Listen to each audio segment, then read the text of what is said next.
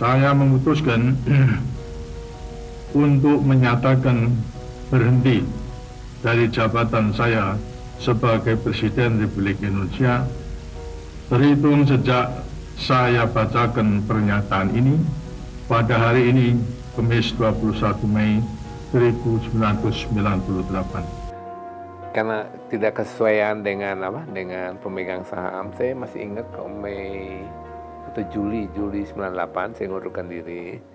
Ya karena mungkin waktu itu gejolak banyak ya, saya bilang wah ini nggak bisa lama di Asar, ya udah saya cari kesempatan untuk berdiri sendiri gitu. Nah ternyata waktu itu saya dipanggil Pak Khairul Tanjung, dibilang Pak Teddy kamu keluar dari Asar apa yang saya bisa bantu. Juga dipanggil sama Pak Arvin Rashid. Beliau kan waktu itu Dirut Danamon. Kamu perlu apa? Kebetulan saya itu punya finance company, bukan saya lah, punya ayah saya. Saya bilang ke Pak Khairul Tanjung sama Pak Arvin, berilah saya pinjaman untuk ngeberesin finance company ini. Nah itulah cikal bakal dari Adira Finance. Nah, tentunya perbesar terus. Tahun 2003 saya insyaf bahwa suatu bisnis tanpa ada uniqueness dia nggak akan kemana-mana. Tanpa ada uniqueness terus tidak ada satu comparative advantage ya, tidak ada satu competitive advantage. Nah, sedangkan yang paling penting dalam finance company itu apa? Adalah funding. Nah, saya bilang saya harus punya bank di belakang saya. Kebetulan Danamon di bawah Francis Rosario nawar, ya udah saya jual 75%. 25%-nya belakangan. Nah, dari situ saya punya modal.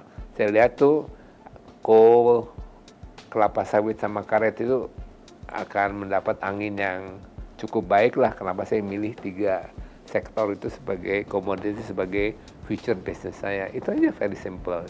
Saya pikir kan komoditis nih semua dunia juga butuh. Cina lagi naik waktu itu, India juga mulai naik. Kayak ini pastilah kalau kita masuk bisnis komoditi pasti akan bagus.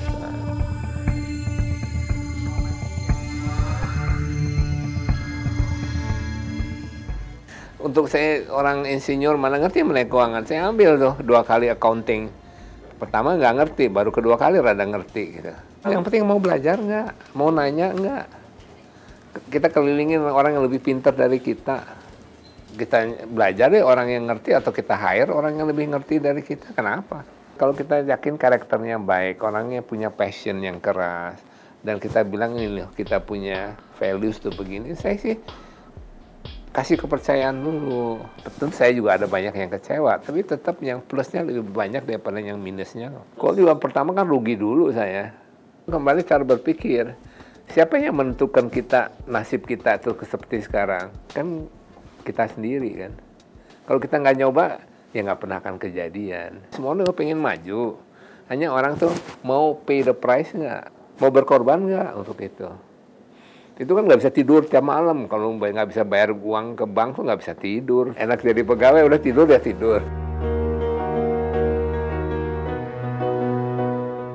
Kalau saya sih milih orang tuh selalu hanya ada 3 hal. Satu adalah pasti karakter lah. Kalau karakter orang jelek, udahlah, buat apa kita terima gitu. Nomor 2, passion orang gitu. Passion itu gebu-gebu atau enggak gitu. Kalau orangnya enggak menggebu-gebu, percuma juga. Sama kayak keledai itu mesti didorong-dorong terus gitu. Nah, nomor 3 ya kalau bisa pintar lah orangnya gitu. Saya bilang selalu gini, kalau roti, kalau bisa tuh jadi mekarnya bagus, jadi jangan bantat gitu.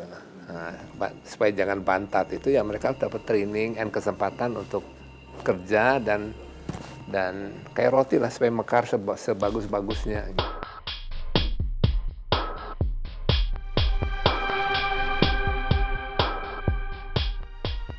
Yang mahal dalam bisnis itu apa? Bukan cost. Yang mahal dalam bisnis itu 2 sebenarnya. Mistakes sama lost opportunities. Kalau kita bikin kesalahan itu kadang-kadang nggak kelihatan kan.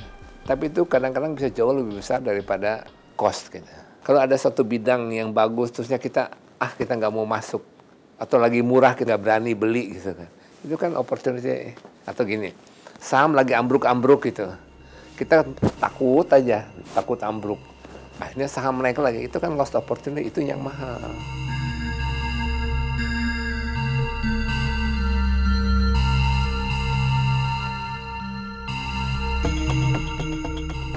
values itu 100% harus terbuka. Jangan ada korupsi, jangan ada politicking lah kalau bisa gitu. Kalau kita nggak transparan, pasti ada sesuatu yang disembunyiin kan. Biasanya yang disembunyiin selalu busuk lah. Kalau semua baik, apa yang perlu ditutup-tutupin?